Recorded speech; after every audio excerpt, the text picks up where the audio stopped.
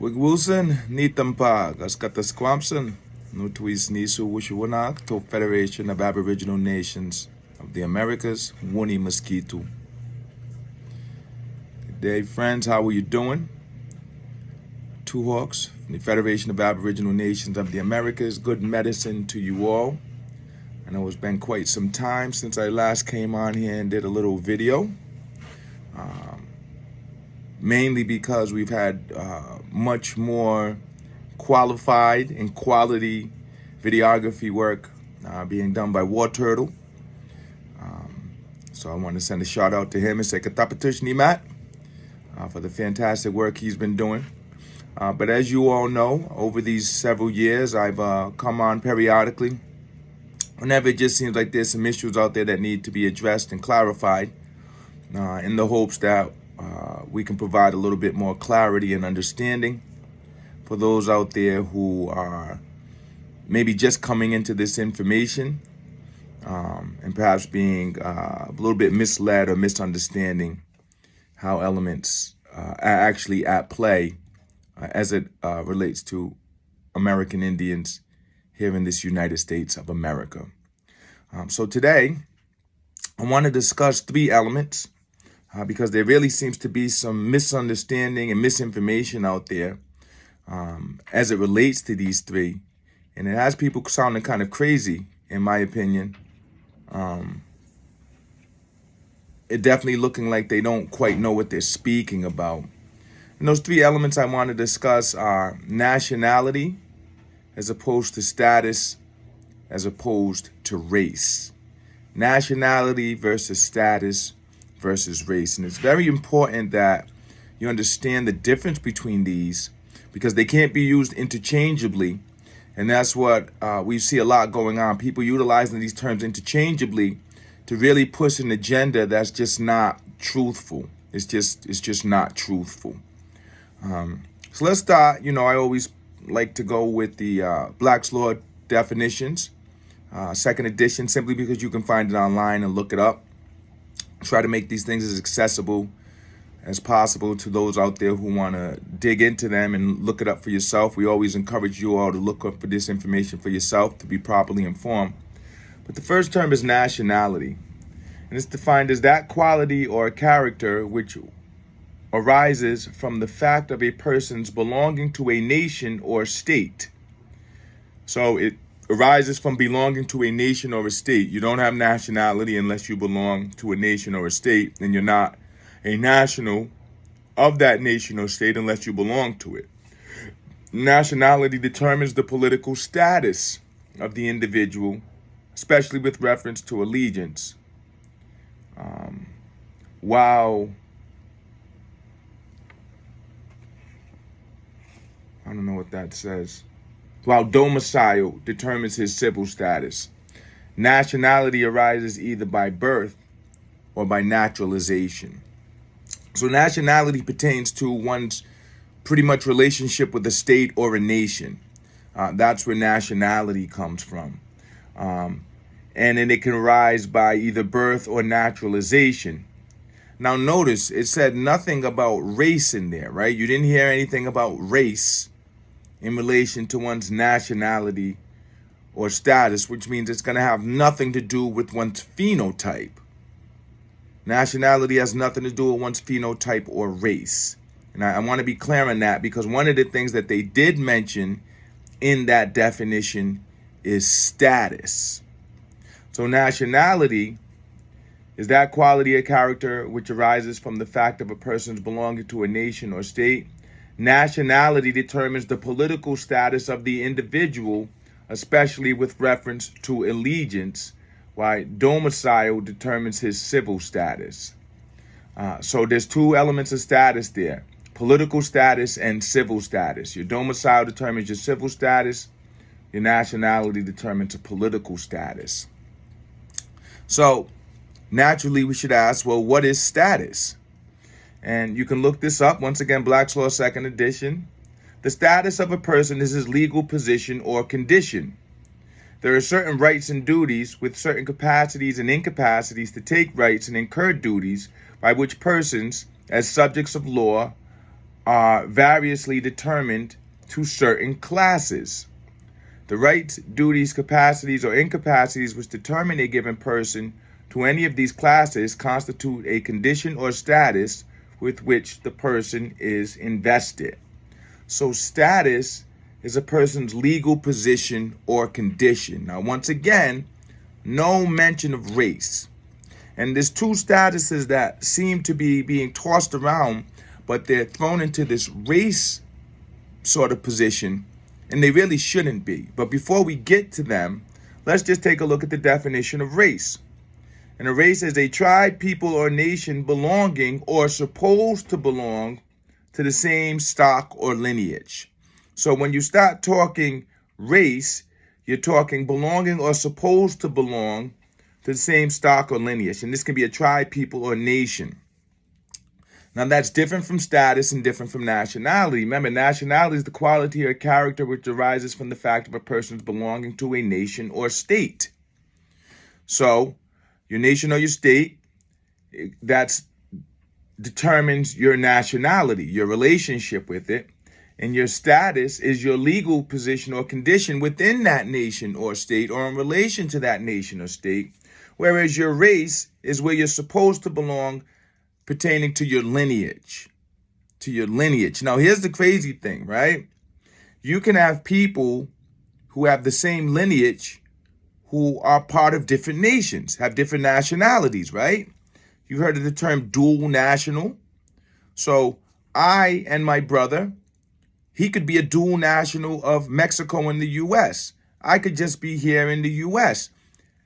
Therefore, I'm not a national of Mexico. I don't have any nationality in Mexico simply because me and my brother share the same lineage. So you can see that your nationality is separate from race. Your nationality is separate from your race. So it doesn't matter what you look like.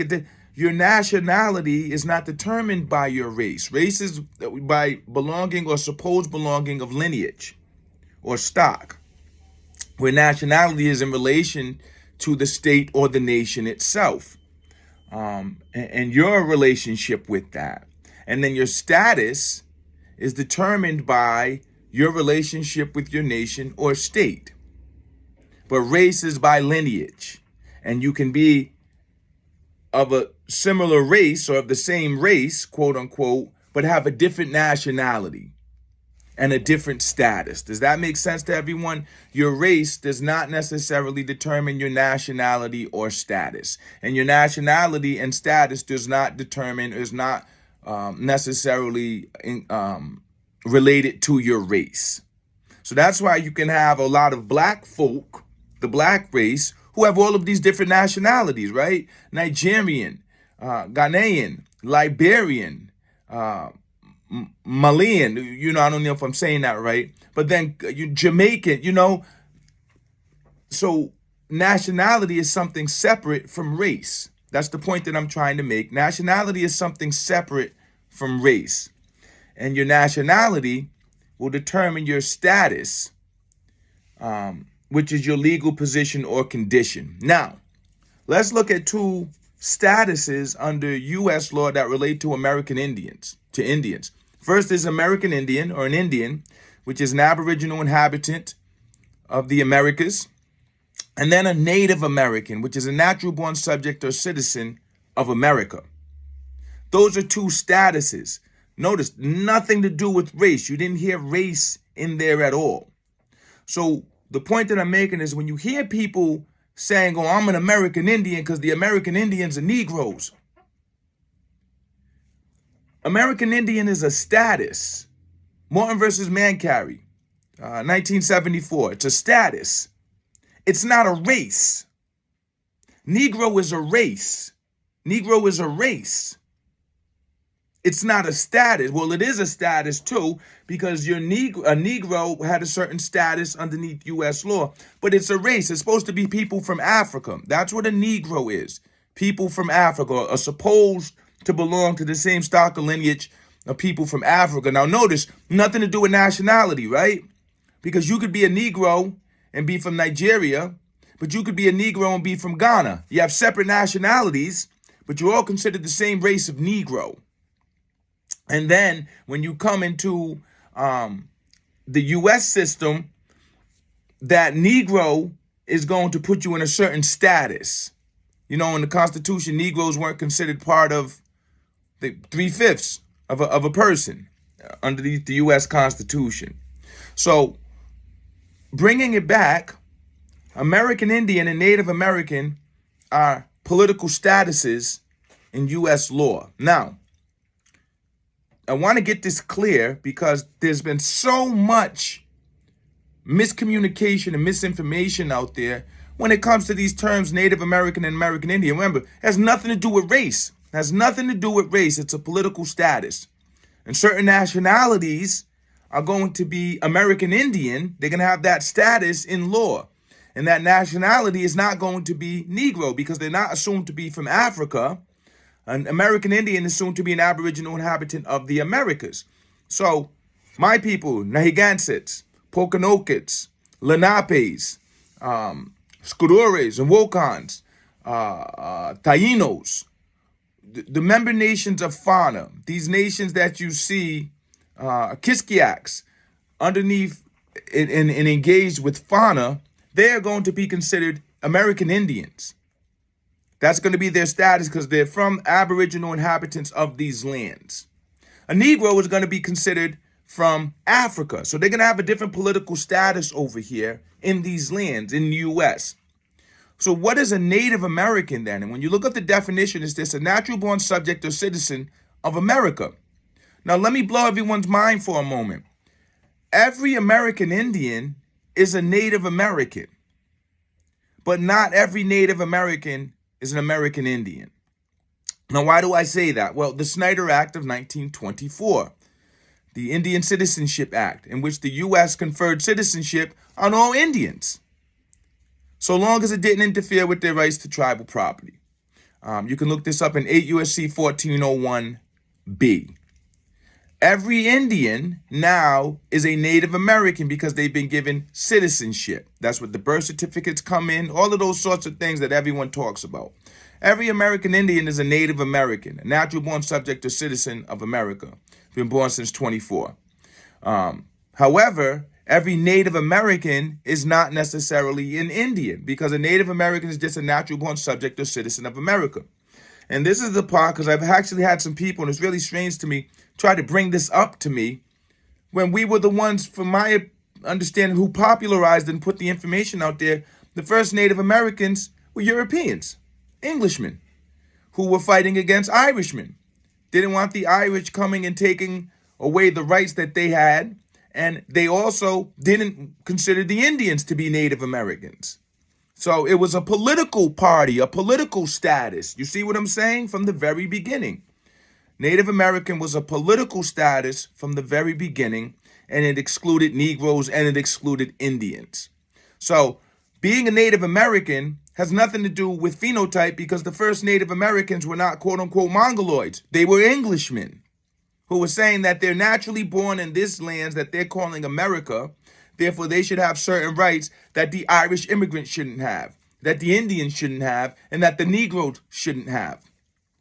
So I ask, if the first Native Americans were Englishmen, what sense does it make to try to call people who you were calling Mongoloids Native Americans based off of their phenotype, when Native American is a political status, has nothing to do with race, therefore nothing to do with phenotype?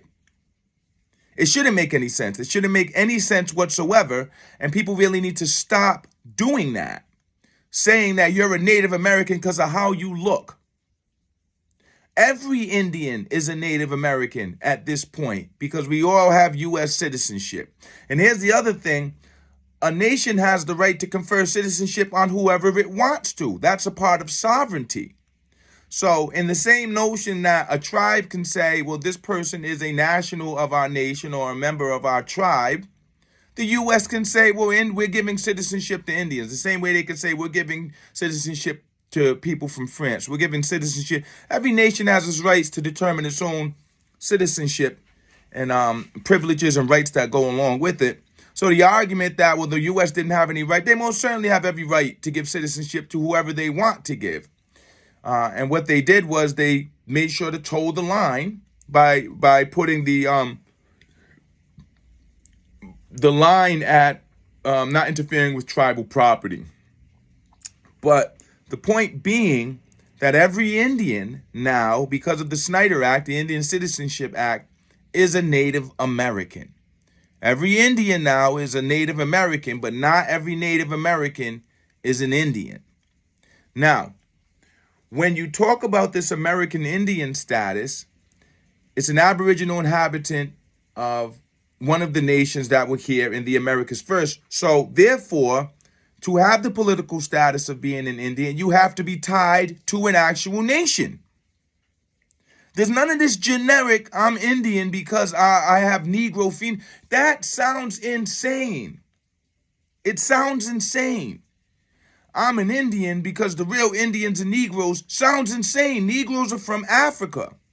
And this should wipe away all of this stupidity around there were no African slaves brought here. If there were no African slaves brought here, then who were the Negroes?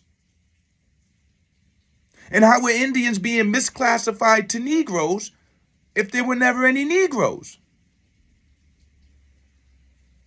So yeah, there were Negroes, just not as many as we were originally led to believe. And then many Indians, A, intermixed or intermarried with people who were classified as Negroes, and B, were misclassified to Negroes because they might have shared certain phenotypes that look like or could be related to Negroes. So darker skin, wider nose, fuller lips. Had nothing to do with their bloodlines or heritage. This was Europeans trying to discredit these particular quote-unquote Indians from their heritage and from their ties to their nations by saying, well, you're not actually from these lands, you're from Africa, so you're a Negro. And then dividing families like that. In my own particular tribe, in my own particular clan, we have several different skin tones. We all have similar features because we're all related, but the skin tones vary from very, very light-skinned to very, very brown-skinned. But we're all family, we're all same lineage. But if you looked at us and you didn't know any better, you might think that some of us were different races from each other. And that's why the term supposed to belong to the same stock or lineage is placed into that definition of race, because they supposed that you belonged to a certain race. So they supposed that I was a Negro because my nose was wider and my lips are fuller and my hair is kinkier.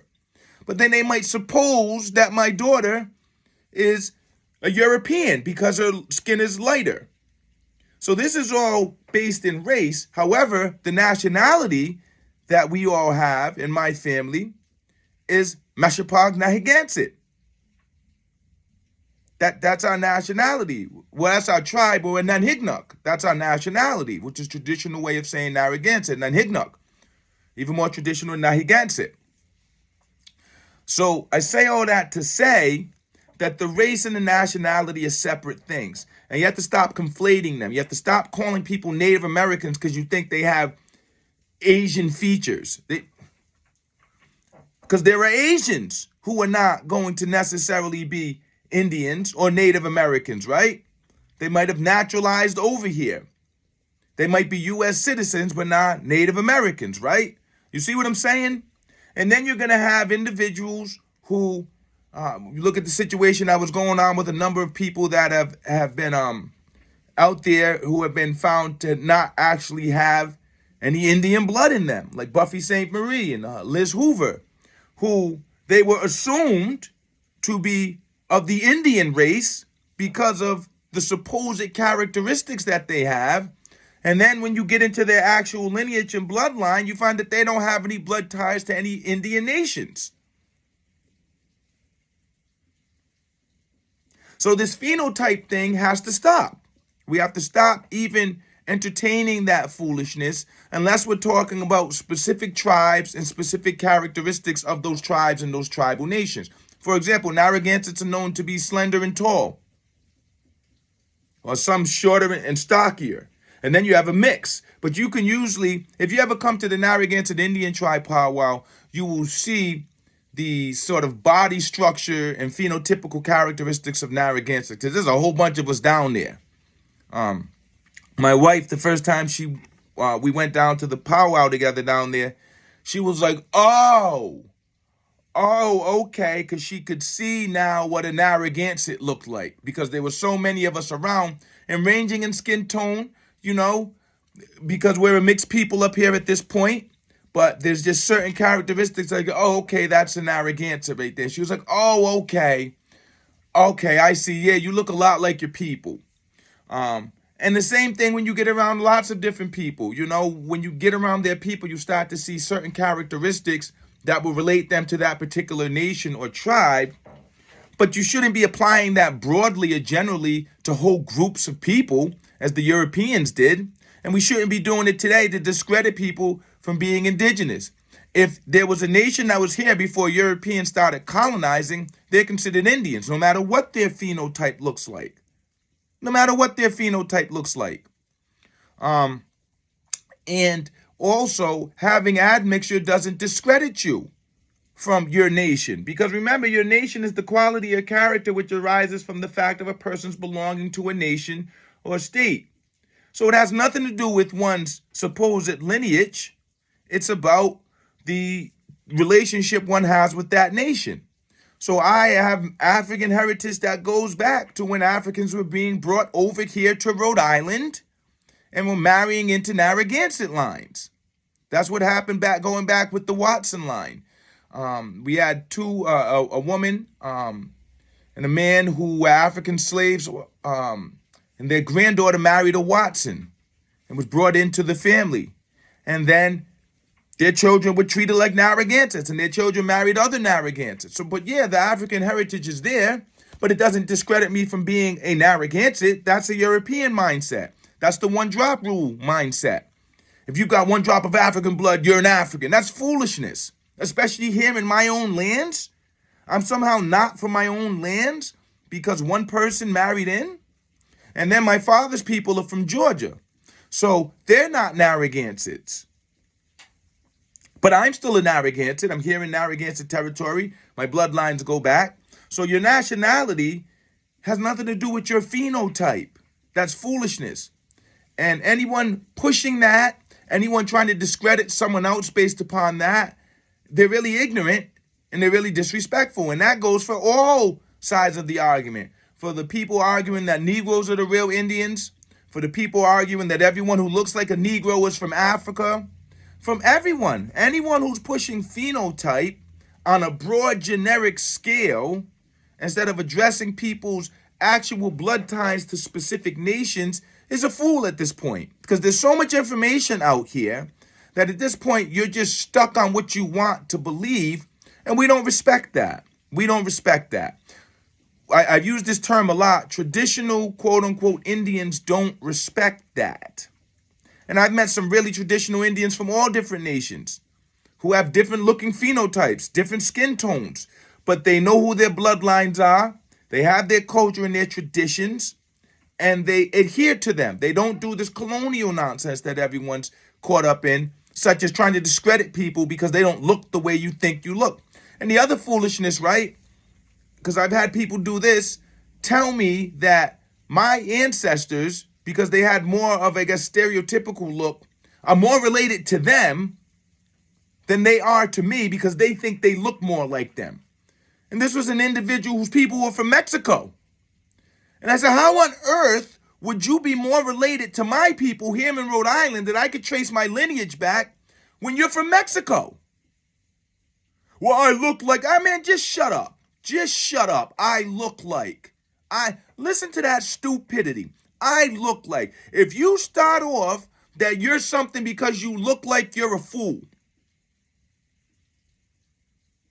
If you start off you're something because you look like it, you're a fool. You're colonized. Who are you? Who are you? Not what do you look like? Who are you? Who are your people? Where do you come from? That is a responsibility that everyone has to know who they are. Not what you look like, but who you are. Because what you look like, if you lived in a certain region, you might look like a lot of different tribes that are around. but that doesn't mean you're them. And let's bring it to contemporary times.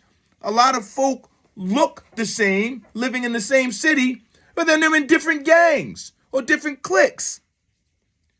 So in contemporary times, you ain't just going off of what you look like. You're going off of who people are. And you'll do it for negative things. You'll do it for things that are destructive. But when it comes to tying into your heritage and your lineage and your culture, all of a sudden you don't want to do that. You just want to go off of looks. So you can try to discredit other people. And the crazy part is, if you look like a Negro, then you look like people from Africa. By the legal term. By the definition, if you look like a Negro, you look like people from Africa. So no, Negroes aren't the original Indians. Some Indians were misclassified to Negroes. Other people were just Negroes. And there were lots of different types of Negroes. There were East Indian Negroes. East Indians are very dark-skinned. East Indians have certain facial characteristics that many people in the U.S. population today share. There were a lot of East Indians that came over on the East India Company.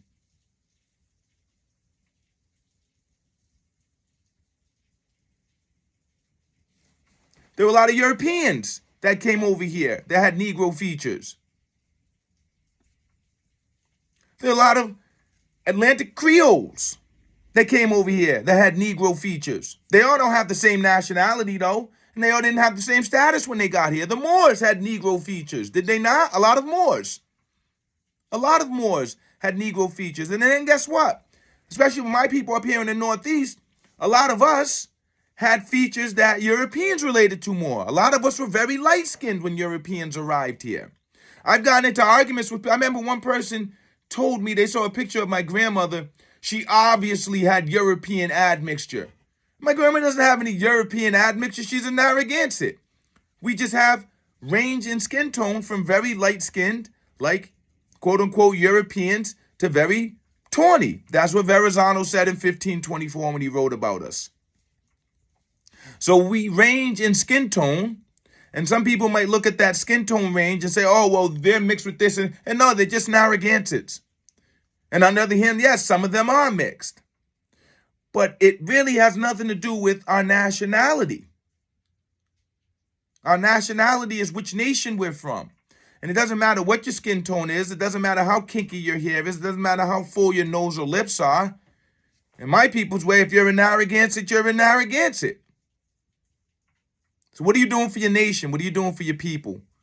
What are you doing with your culture and your traditions? That's what I want to know. I don't want to know what you look like. I want to know who you are and what you're doing. So let me stop my rants and ravings there. I really hope that you all will take this knowledge and apply it. And, correct some of the foolishness that's going on. I'm going to call it stupidity that's going on out there. American Indian and Native American are not phenotypical. They have nothing to do with phenotype. They're statuses under U.S. law. All Indians, because of the Snyder Act, are Native Americans, but not all Native Americans are Indians. Remember, Native American first applied to the English, so it's absolute foolishness to call the tribes out west Native Americans because they look Mongoloid. You don't... Sorry, a little bit of technical difficulties there, but yeah. All Indians are Native Americans, but not all Native Americans are Indians, and it has nothing to do with phenotype. It's about your relationship with your nation.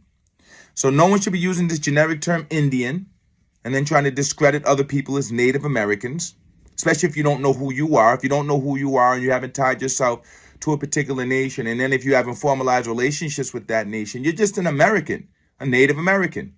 That's it. Nothing to brag about, nothing to look down at anyone else about. That's what you are, a Native American. And those are statuses. American Indian and Native American are statuses. They are not races. So therefore, they shouldn't tie to phenotype at all. When they talk about the copper color, those are Europeans using European words and concepts and mentalities. If you're a quote-unquote Indian, why are you buying into that? Who are your people? Where are you from? What are your traditions? What are your cultures? What are your bloodlines? So that you can honor them the way that they're supposed to honor, so others can honor them as well and know who you actually are. Let's get away from all of this colonial stuff. If the goal is to decolonize, then stop acting like a bunch of colonized fools. Use your smarts. Go back to the traditional way. What's your culture? What's your language? What's your traditions? Where are your people from specifically? What are your relationships with that? All of that now. And if you don't have anything with that now, never mind all of this claiming and arguing and fighting online. It's just American nonsense. And I thought that you quote unquote were Indians. Yeah, I'm going to leave it there. Nationality, status, and race, they should not be intermixed or used interchangeably.